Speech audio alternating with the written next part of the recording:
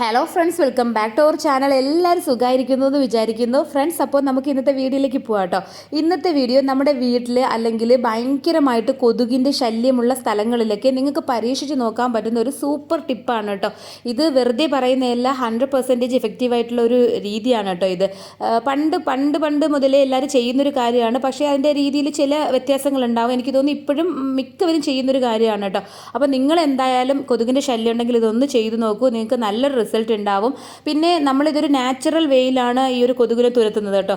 നമ്മളിപ്പം ഹാംഫുൾ ആയിട്ടുള്ള ഒരു കെമിക്കൽസും യൂസ് ചെയ്യുന്നില്ല. രണ്ടാമത്തെ കാര്യം, നമ്മൾ ഈ കൊതുക് തിരിയൊക്കെ ഉപയോഗിക്കുമ്പോൾ ചെറിയ കുട്ടികളൊക്കെ ഉണ്ടെങ്കിൽ, അതേപോലെ തന്നെ നല്ല പ്രായമായവർക്കൊക്കെ ഭയങ്കര ബുദ്ധിമുട്ട്, ശ്വാസം മുട്ടൽ, ഇങ്ങനത്തെ കാര്യങ്ങളൊക്കെ ഈ കൊതുക് തിരി കത്തിക്കുന്നത് മൂലമുണ്ട്. അപ്പോൾ അങ്ങനെയൊക്കെ ഉള്ളവർക്ക് തീർച്ചയായിട്ടും പരീക്ഷിച്ച് നോക്കാൻ പറ്റുന്ന ഒരു സൂപ്പർ ഐഡിയ ആണ് കേട്ടോ ഇത്. അപ്പോൾ എന്തായാലും നമുക്ക് വീഡിയോയിലേക്ക് പോവാം.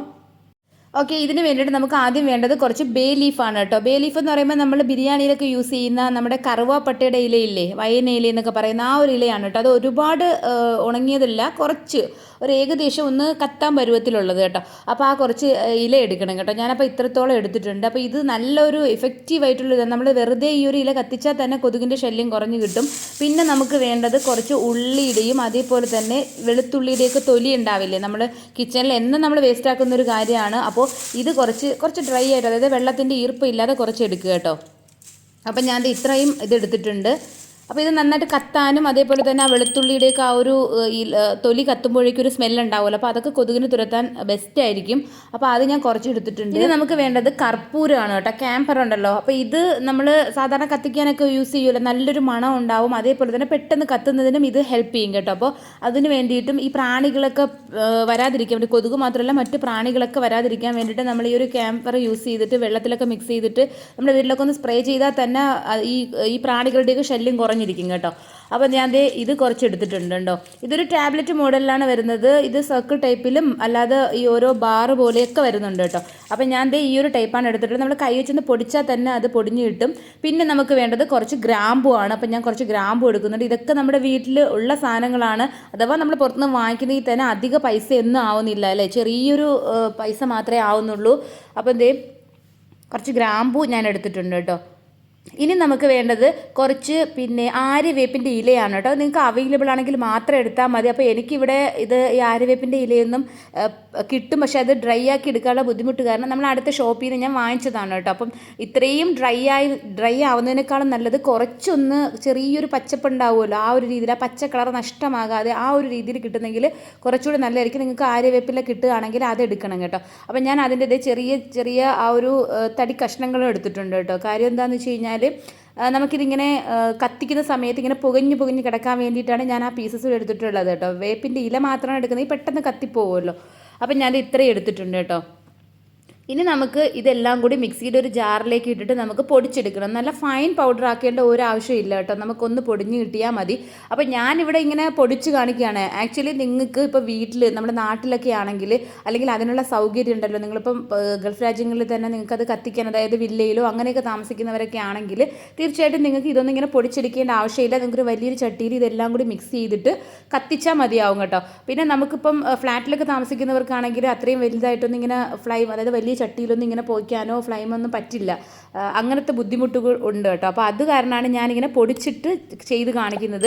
പിന്നെ നമുക്കിത് യൂസ് ചെയ്യാനും ഈസി ആയിരിക്കും കേട്ടോ പൊടിച്ചിട്ടാണെങ്കിൽ. കാരണം നമ്മൾ ഒരു തവണ ഇത് തയ്യാറാക്കി വെച്ച് കഴിഞ്ഞാൽ നമുക്ക് അല്പം എടുത്തിട്ട് ഇങ്ങനെ കത്തിച്ചാൽ മതിയാവും. എല്ലാ ദിവസവും നമുക്ക് ചെറിയൊരു പാത്രത്തിനകത്ത് ഇങ്ങനെ കത്തിച്ച് വെച്ചാൽ മതിയാവും.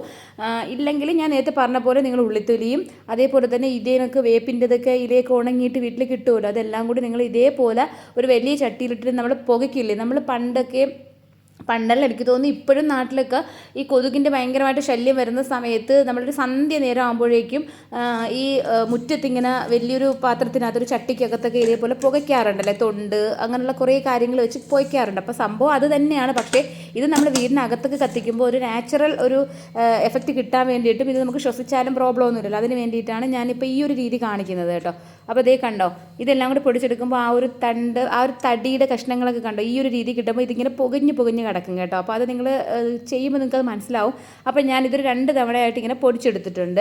അപ്പോൾ ഇത്രയേ ഉള്ളൂ കേട്ടോ. ഇനി ഇത് നമ്മുടെ ആവശ്യത്തിനനുസരിച്ചിട്ട് നമുക്ക് എല്ലാ ദിവസവും ഒരു സന്ധ്യ നേരമൊക്കെ ആകുമ്പോഴേക്കും ഒന്ന് കത്തിച്ചെടുക്കാവുന്നതേ ഉള്ളൂ. അപ്പോൾ ഇപ്പം ഞാൻ ഇതൊരു എയർ ടൈറ്റ് ആയിട്ടുള്ള ഒരു കണ്ടെയ്നറിനകത്തേക്ക് ഇട്ടിട്ട് ഒന്ന് അടച്ച് വെക്കുകയാണ്. നമുക്ക് ആവശ്യത്തിനനുസരിച്ച് എടുത്താൽ മതിയല്ലോ. അപ്പോൾ ഇതേപോലെ ഇട്ട് വെച്ചിട്ട് നിങ്ങൾക്ക് എടുക്കാം. ഇത് കുറേ ദിവസം എടുക്കാനുണ്ടാവും കേട്ടോ, നമ്മൾ ചെറിയൊരു പോർഷനാണ് എടുക്കുന്നതെങ്കിൽ.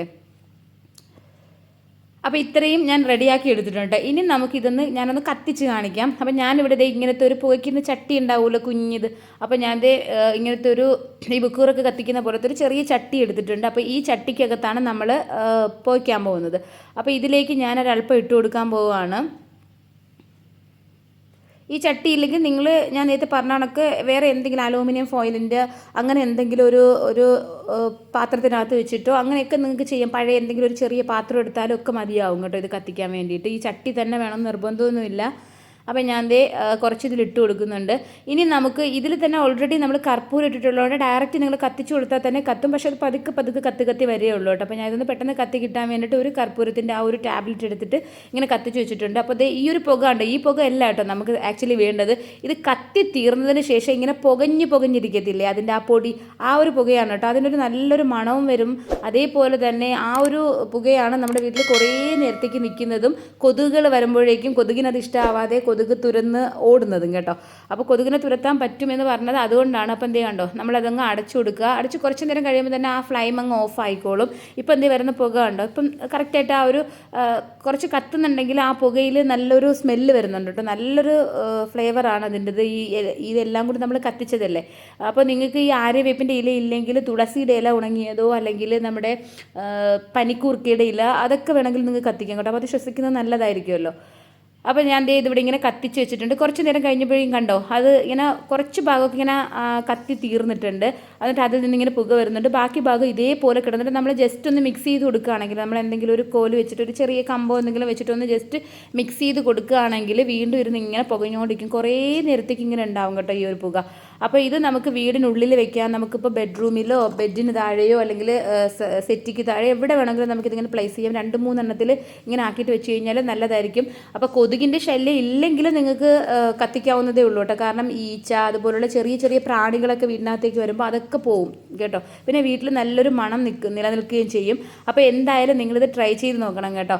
അപ്പോൾ നിങ്ങൾക്ക് ഇതെന്തായാലും യൂസ്ഫുൾ ആയി എന്ന് ഞാൻ വിചാരിക്കുന്നു. യൂസ്ഫുൾ ആവുകയാണെങ്കിൽ നിങ്ങളൊന്ന് ലൈക്ക് ചെയ്യുകയും ഫ്രണ്ട്സിനൊക്കെ ഒന്ന് ഷെയർ ചെയ്ത് കൊടുക്കണേ. പിന്നെ നമ്മുടെ ഒരു വ്യൂവർ പറഞ്ഞിരുന്നു കേട്ടോ, ഈ കൊതുകിനെ തുരത്താൻ വേണ്ടിയിട്ടൊരു ടിപ്പ് പറഞ്ഞു കൊടുക്കാൻ വേണ്ടി. തീർച്ചയായിട്ടും നിങ്ങളിത് കാണുകയാണെങ്കിൽ നിങ്ങൾക്കിത് യൂസ്ഫുൾ ആകുമെന്ന് വിചാരിക്കുന്നു. അപ്പോൾ എന്തായാലും നിങ്ങളിത് ട്രൈ ചെയ്ത് നോക്കുക, നിങ്ങൾക്ക് നല്ലൊരു റിസൾട്ട് കിട്ടും. അപ്പോൾ നിങ്ങൾക്ക് വീഡിയോ ഇഷ്ടമായിട്ടുണ്ടെങ്കിൽ നിങ്ങളൊന്ന് ലൈക്ക് ചെയ്യുകയും നമ്മുടെ ചാനലിനൊന്ന് സപ്പോർട്ട് ചെയ്യുകയും ചെയ്യുക കേട്ടോ. ഇനി പുതിയ വീഡിയോ ആയിട്ട് നമുക്ക് വീണ്ടും കാണാം. അതുവരെ എല്ലാവർക്കും താങ്ക്സ് ഫോർ വാച്ചിങ്. ബൈ.